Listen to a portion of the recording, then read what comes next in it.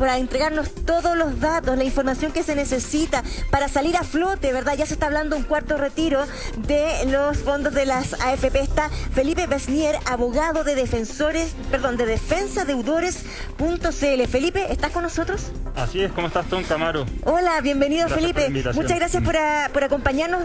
Hagamos como un barniz de la familia hoy en Chile, la necesidad de buscar en un crédito algo para salir a flote, salir adelante en época de pandemia, que ha sido tan duro para algunos chilenos más que para otros, pero finalmente ha impactado a todo el país. Te escuchamos atentamente. Sí, así es. La verdad es que la desigualdad no solamente se ven en aspectos como lo que recién estaban comentando en extenso ustedes, sino que también en la educación financiera que se debería propiciar, ¿cierto?, entregar desde la base, desde el colegio, a los millones de chilenos y chilenas, ciudadanos de nuestro país, y que en la práctica eso no se hace. Exactamente, no se hace. Y eso hace que hoy en día tengamos más de 4.300.000 personas en estado de morosidad, es decir, personas que han solicitado un crédito y que no pudieron pagarlo por distintos factores, ¿cierto?, oportunamente, y están atravesando estos tediosos llamados de cobranza por parte de las empresas acreedoras, ¿cierto?, y sumidos en un problema del cual no tienen cómo salir, ¿cierto? Tienen que echar mano a los retiros del 10%, a los seguros de cesantía, derechamente ya a problemas que muchas veces no tienen vuelta atrás. Así que la educación financiera juega un rol fundamental en todo esto, y espero que podamos comprender un poco Felipe, lo que implica el ciclo. Sí. Absolutamente. Para graficar un poco además también la problemática, Chile es un país altamente endeudado, corrígeme si me equivoco, pero incluso 7 de cada 10 pesos de ingresos se destinan a deuda. Preguntarte en ese alcance, ¿es recomendable pedir, por ejemplo, un crédito de consumo para pagar una deuda en una casa comercial, por ejemplo? Mira, la verdad es que si es recomendable o no, en términos genéricos, uno tiene que siempre atender a las circunstancias particulares de cada persona, ¿ya? Por eso nosotros muchas veces propiciamos la educación financiera y entender cómo es la mejor manera de planificar el presupuesto mensual. Ahora bien, si solicitamos un crédito de consumo para pagar, por ejemplo, una tarjeta de crédito, no estamos haciendo nada más que bicicletear la deuda, ¿cierto? Claro. Adquiero una deuda para pagar otra deuda que el día de mañana voy a tener que igualmente cubrirla de alguna u otra manera, y que por lo demás va a ser mucho más cara que la deuda inicial. Entonces, ahí, por ejemplo, la planificación del presupuesto, el examen ex antes al endeudamiento juega un rol fundamental y esencial. Tenemos varias preguntas de nuestro público. De hecho, si tú tienes alguna, escríbenos a través de las redes sociales, el Twitter con el hashtag Bienvenidos13. También siempre está apareciendo el teléfono del WhatsApp, pero tenemos una grabada para que tú la respondas. Vamos. Por favor, mira. Quisiera saber qué tipo de crédito es más recomendable para liquidar una deuda. La verdad es que ninguno, porque lo que les comentaba recién, la idea no es endeudarnos para salir de otro crédito, de otra deuda, porque en definitiva... ¿Pero qué hacer entonces, vamos Felipe? a seguir endeudándonos. Bueno, primero visualicemos, pongamos sobre la mesa cuáles son las principales herramientas de endeudamiento que la mayoría de los chilenos tenemos, ¿cierto? Ya. En primer lugar, crédito de consumo. Si quieres ocupar tu pizarra, ocúpala. Ocupémosla, ¿Sí? ya, vamos a poner acá. En primer lugar, la tarjeta de crédito. Vamos a abreviarla. Tarjeta de crédito, ¿ya? En segundo lugar, el crédito de consumo. Vamos a ir abreviando los conceptos, ¿ya?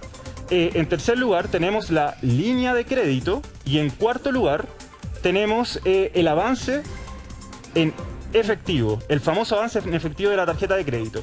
Estas son las 4 herramientas que generalmente nosotros tenemos, ¿cierto?, a nuestro alcance, la mayoría de los chilenos y las chilenas. Cuando están todas copadas, porque eso es lo que se repite mes a mes, ¿qué hacer? Buena pregunta, Tonka. La verdad es que si es que ya están todas copadas, hay algunas herramientas que la ley nos entrega. Por ejemplo, la ley 20.720, que es la ley que establece el procedimiento de quiebra. El que les voy a aconsejar ahora no necesariamente es el procedimiento de quiebra, sino que el procedimiento de renegociación de deuda. Que, ojo, es distinto al procedimiento de repactación que nos ofrecen generalmente los bancos. ¿Ya? ¿Por qué? Porque la renegociación es un trámite que nos ofrece una institución estatal, que es la Superintendencia de Insolvencia y Reemprendimiento, la SUPERIR, y que permite generar, junto con la superintendencia, nuevas y mejores condiciones de pago con nuestros distintos acreedores. Pero a ver, no entiendo, o sea, si una familia tiene ese problema, ¿no tiene que ir al banco, tiene que ir a la superintendencia? Una opción sería la superintendencia. Hay que sí cumplir, Tonka, con ciertos requisitos. Por ejemplo, tener 2 o más deudas, que esas deudas en su totalidad sumen más de 80 UF, estamos hablando de un poquito más de 2.300.000 pesos, que tengan una morosidad, es decir, yo me haya atrasado en el pago de esa deuda lo menos en 3 meses, 90 días, dice la ley. ¿Ya? No debo haber sido notificado de un juicio de cobranza, y no debo haber emitido boleta de honorarios los últimos 24 meses. Son hartos requisitos, la verdad es que el legislador no se puso muy del lado de los deudores, ¿cierto? Pero si estoy en ese supuesto y cumplo con los requisitos, yo puedo ir a la Superintendencia de Insolvencia y Reemprendimiento y junto con ese organismo estatal generar nuevas y mejores condiciones de pago. Esto es completamente distinto a la repactación. Y esto no tiene que ver con la quiebra, nada que ver. No tiene que ver con la quiebra, de hecho es el paso anterior. Para evitar la quiebra yo puedo asumir el procedimiento de renegociación. Y lo importante, Tonka, sí, es aclarar a la gente, porque muchas veces las empresas nos invitan a renegociar los créditos cuando en la práctica lo que quieren hacer es una repactación. Y la repactación no es muy buena, porque yo con la repactación en definitiva genero nuevas, pero ojo, peores condiciones de pago. ¿Peores? ¿No que siempre te dicen que son mejores? No está mintiendo, derechamente, la verdad. ¿Por qué? Porque genero peores condiciones de pago. Si yo le debía, y a lo mejor este es un ejemplo que a muchos les va a hacer sentido, si yo solicité un crédito por 1 millón de pesos al banco y después repacto, yo me quedo preguntando, bueno, ¿por qué ahora estoy debiendo 3 millones de pesos? Lo que pasa es que con la repactación aumento el capital, o sea, ese millón de pesos inicial se me va a multiplicar por 2. La tasa de interés va a aumentar porque ahora soy un sujeto más riesgoso para el banco, entonces podría incluso llegar a la máxima convencional, que es lo máximo que por ley me pueden cobrar. Y además me van a pactar el pago del crédito a más meses, lo que para una persona que en definitiva ya está atravesando problemas de sobreendeudamiento, la verdad, no es la mejor alternativa. Oye, Felipe, solamente quiero hacer un breve paréntesis para señalar que lo de la superintendencia que sugieres se puede hacer, pero por ahora no es presencial. Dicho eso, tenemos otra pregunta que viene también de la calle. Mi nombre es Ciro Toledo y necesito saber cuándo y quién puede embargar mi casa. Buena pregunta. Excelente pregunta, porque de hecho estos 4.300.000 personas que yo les decía que están atravesando problemas de morosidad, es decir, no han podido pagar oportunamente el crédito, ya son susceptibles de ser embargados previo a un juicio de cobranza. Para que yo esté en una situación en el contexto de un embargo, un procedimiento judicial de cobranza, tengo que haber sido en primera instancia notificado de un juicio de cobranza, es decir, mi acreedor, la institución que a mí me prestó el dinero, me tiene que haber demandado en un tribunal, en un juzgado civil, y esa demanda me tiene que haber sido notificada, ¿ya? En ese contexto, entonces, a mí me pueden ir eventualmente a embargar bienes y posteriormente retirarlos. ¿Quién lo puede hacer? Es un receptor judicial, ya mandatado por una orden de un tribunal, de un juzgado civil, y que puede ir en una primera instancia al domicilio y embarcar bienes suficientes por el monto total de la deuda. Lo que en muchos casos, en la gran mayoría de los casos, la verdad es que los bienes no alcanzan a cubrir el total de la deuda y la deuda bajo ningún punto de vista se extingue con un posterior remate. Así que hay que tener muy clara esa situación, porque muchas veces de mala manera tendemos a pensar que la deuda se termina con el solo embargo de esos bienes. Perfecto, hay más preguntas, aparecen en pantalla. Rosa Martínez, quisiera saber si yo tengo una deuda con una casa comercial, ¿puedo terminar en embargo? Sí, y la pregunta más recurrente incluso va al monto de la deuda. Muchas veces las personas nos preguntan, debo 5.000 pesos en una tarjeta de crédito porque tal vez nunca pagué el gasto de mantención, nunca pagué un seguro, y la verdad es que el acreedor, desde el momento en el cual yo me constituyo en mora, es decir, dejo de pagar cualquier tipo de deuda, me puede demandar en un juicio de cobranza y embargarme bienes, aunque suene irrisorio y terrible, por 5.000 pesos podrían iniciar un juicio de cobranza igual, e incluso por montos muy bajos. Nosotros hemos visto incluso embargos de casas, de propiedades. De propiedades, es que ahora me acuerdo del chiste de la Master Plop de Bombo Fica, sí, claro. Tal cual.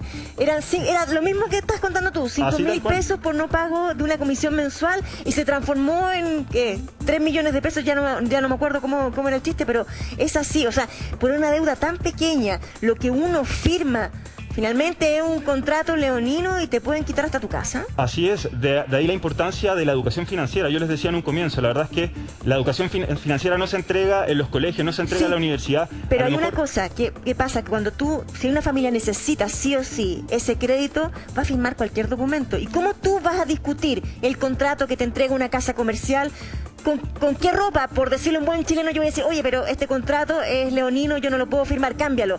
Eso no es real. Buen punto. Miren, la verdad es que la legislación en materia de protección al consumidor ha avanzado bastante en el sentido de entregar facilidades a los consumidores deudores, ¿cierto? A quienes vamos a pedir un crédito y tenemos que firmar este marmotrejo muchas veces de contrato, ¿cierto? Entonces, hay ciertos aspectos a los cuales nosotros tenemos que atender. Por ejemplo, si vamos a solicitar un crédito, veamos y fijémonos siempre en el concepto del CAE, que es la carga anual equivalente, no el crédito con aval del Estado. Miren, ¿cómo le gustará, aprovechando que estuvieron algunos legisladores previo a esto, complejizar muchas veces las cosas para el común de los ciudadanos, que le ponemos a dos conceptos súper relevantes, como es la carga anual equivalente y el crédito con aval del Estado, la misma sigla, ¿cierto?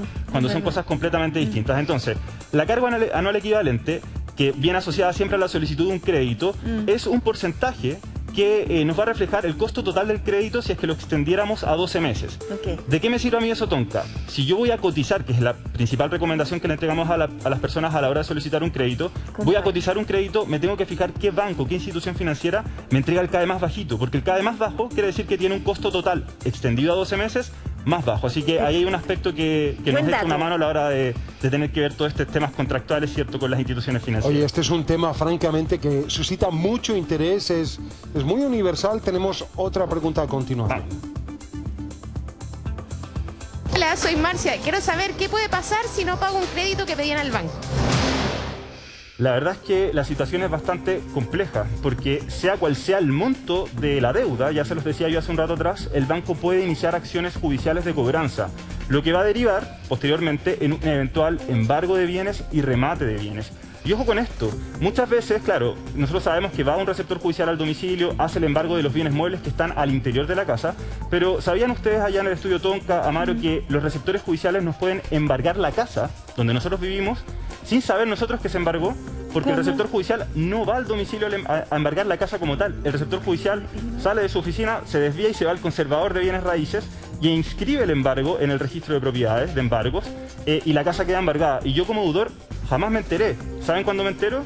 Cuando llegan los postores, las personas que van a apostar en el remate, a conocer la casa y ver las condiciones en las cuales se encuentran. Imagínense la situación terrible, tremenda que atraviesan personas que le embargaron en esas circunstancias una casa. Felipe Besnier, francamente, muy buenos consejos, extraordinario, muchas gracias. Recordar además también que Felipe es un abogado de defensadeudores.cl. Si uno quiere más información a propósito de lo que señalaba Felipe a comienzos de su intervención, ahí está. Felipe, gracias. Muchas gracias, Amaro. Un abrazo, gracias. Y vamos a hablar de la negrita, no, perdón, de la Choquita. ¿Cómo ha cambiado